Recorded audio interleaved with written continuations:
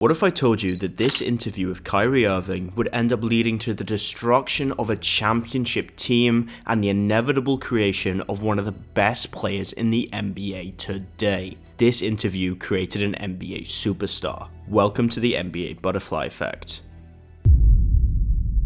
The year is 2015. Lebron James had just returned to his hometown team of the Cleveland Cavaliers to join up with a young star in Kyrie Irving. The Cavs were touted to go on to win the NBA championship, and it certainly looked that way. They were flying, finishing second in the Eastern Conference, winning 53 games, easily making the playoffs. As a duo, Kyrie and LeBron were dominating the NBA. Kyrie was really coming into his own as a true superstar of the league, making his third All-Star game in just his fourth year, and he continued to show how good he was in the playoffs. In the first round, the Cavs breezed past the Boston Celtics, sweeping them in the process. They established themselves as the best team in the East, beating the Bulls in the second round before facing the number one seeded Atlanta Hawks in the Eastern Conference Finals. This is when it happened. Perhaps inconsequential at the time, but this moment would trigger off a series of events that would change the course of the NBA for the next 8 years to come. May 19th, 2015. The Cavs had just beat the Hawks in Game 1 of the conference finals. Kyrie Irving would unfortunately aggravate his already injured knee in said game, inevitably ending his season. Following the game, Kyrie decided to complete some post-game interviews. That's when he would be asked this question. Called him a great father. So what type of parental role has he played for you and your teammates, LeBron? Oh, okay. So you, parental role. Honestly, I'm, he's. I don't know how to really answer that question. I have one father. That's my dad, Kyrie Irving. Now, first of all, asking a grown man how a slightly older grown man is a father figure is insane in itself. You can see it annoyed Kyrie, and it perhaps planted the seed in his mind that he would never truly be able to escape the shadow that is LeBron James, a fate every single star to ever play with LeBron has had to accept. But we wouldn't see the effects of this immediately. In fact, Kyrie and LeBron would go on to win the NBA championship just the next season, etching them as a duo into NBA history. However, throughout this time, reports were consistently coming out that Kyrie was not happy being in LeBron's shadow and that he wanted to prove himself. This brings us to July 21st, 2017. Kyrie Irving officially requested a trade from the Cavaliers, stating he wanted to be a more focal point for a team, effectively saying he wanted to be a number one option. And just a few weeks later, Kyrie would get his wish. Hey. Hey. Kyrie got traded to the Boston Celtics along with Gordon Hayward to form a new team to try and compete against the Golden State Warriors. The new all-star duo was seen as the Celtics' way of trying to contend. Little did they know at the time that the real star was just waiting in the wings for his opportunity. Now, 2 months prior to the Kyrie trade, the Boston Celtics drafted a young star at Duke named Jayson Tatum with the 3rd overall pick in the 2017 draft. Now, you're probably wondering, how does Kyrie Irving being traded to the Celtics affect Jayson Tatum? Well, here's how. The Celtics star at the time, Isaiah Thomas, got injured badly in the 2017 playoffs. This likely would have wrote him off the entire season, meaning the Celtics would have probably not made the playoffs, meaning Jayson Tatum wouldn't get to have one of the greatest rookie playoff runs in NBA history. More on that later though. Now, with the new duo of Kyrie and Hayward, it effectively made the Celtics the favourites in the Eastern Conference, and despite Hayward's horrible injury in the very first game of the season, the Celtics were amazing thanks to Kyrie. Kyrie led the Celtics to a record of 41-19. But with Kyrie being the focal point of the offense, Tatum was just an average rookie, getting little to no touches. He didn't look particularly special, averaging just 13 points and 48%. This would all change on the 11th of March 2018. Kyrie would re-injure his knee and would have to get surgery, ruling him out for the rest of the season, including the playoffs. This left the Celtics in a very interesting situation. With both their stars suffering bad injuries, the Celtics were just left with a group of role players while sitting at second in the Eastern Conference. Then up steps a 19-year-old rookie. With 15 games left, Tatum averaged 18 points a game and secured the Celtics the second seed in the Eastern Conference. But he was just getting started. No one expected the Celtics to make a run in the playoffs. Tatum would prove everyone wrong. In the first round, the Celtics would face the Bucks, led by Giannis in his first real MVP caliber season. No easy task for a team with both their stars injured, and it certainly wouldn't prove to be easy. In Game 1, Tatum would come out and put up 19 points and 10 rebounds, and despite an insane ending of the fourth quarter, here with 5 fouls. He goes by, a little crossover, step back, wide open, and it's good! And Boston has the lead! Terry Rozier! Out here, gets it in. Middleton for the tie. Oh my goodness! Chris Middleton! The Celtics would pull off a comfortable win in overtime. In Game 2, Tatum's running partners Terry Rozier and Jaylen Brown would combine for 53 points in another comfortable win. But then things got worrying. The Bucks would win both Game 3 and 4, with Giannis scoring the game winner in Game 4. Brogdon with the left. Tipped up and in!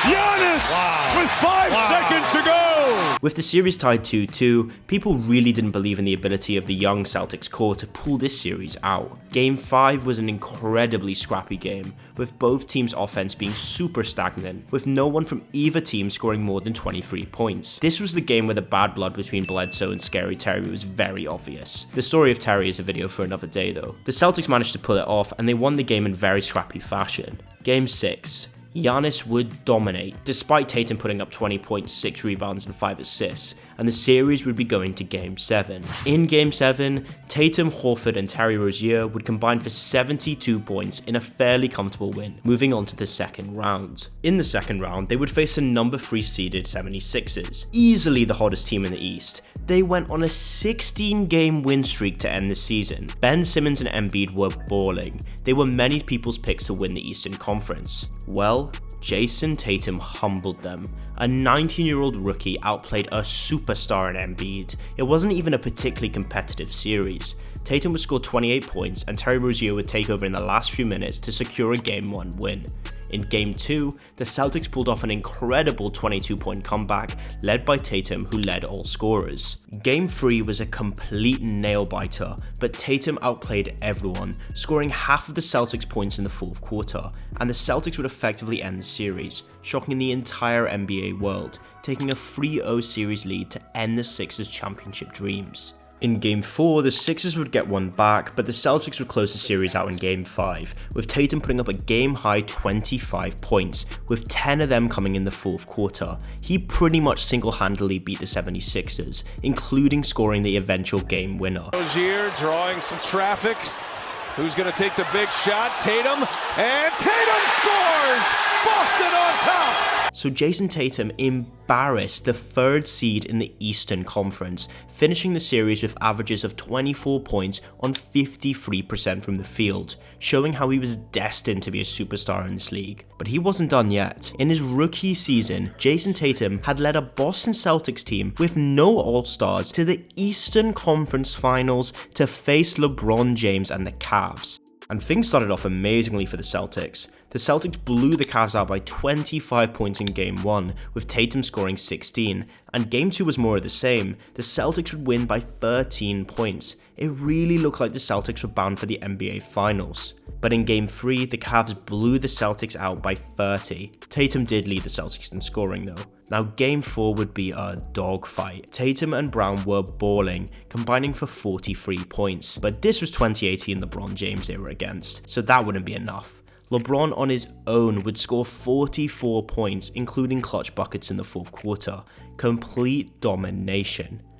With the series now tied 2-2, Game 5 was a must-win for both teams. And who showed up? With the season on the line in the Boston Garden, that's right, Jayson Tatum. He led the Celtics in scoring, putting up 24 points and 7 rebounds. It was truly an amazing performance against the greatest player of all time on the big stage in the playoffs, including playing some unbelievably good defense against LeBron James, hitting timely shot after timely shot, leading the Celtics to a huge win in Game 5 to take a 3-2 series lead. At this moment in time, it really looked like the Celtics were going to go to the NBA Finals, led by a 19-year-old after their 2 best players were injured. Unfortunately, Tatum was up against LeBron James. Game 6, win or go home for the Cavs. LeBron put together one of the best playoff performances in history. 44 points, 11 rebounds, 9 assists, and 5 threes. It was a complete and utter masterclass. There was no one on the planet that could have stopped him that day. He put the Cavs on his back and carried,